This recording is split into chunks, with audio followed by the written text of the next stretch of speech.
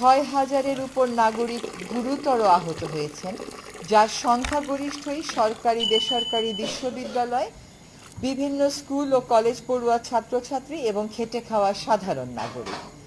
আহতদের মধ্যে ৬১৫ জন দৃষ্টি হারানোর আশঙ্কায় আছেন। নিহতদের মধ্যে রয়েছে ৯ শিশু, যাদের বয়স ৪ থেকে ১৬ বছরের মধ্যে। এদের মধ্যে ৪ জন নিজ নিজ বাড়িতে গুলিবদ্ধ হয়েছে।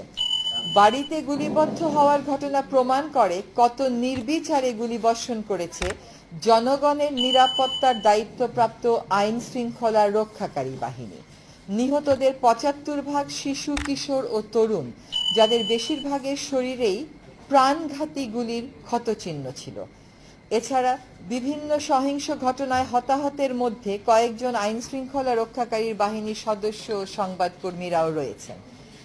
বিভিন্ন গণমাধ্যমে তথ্য প্রমাণ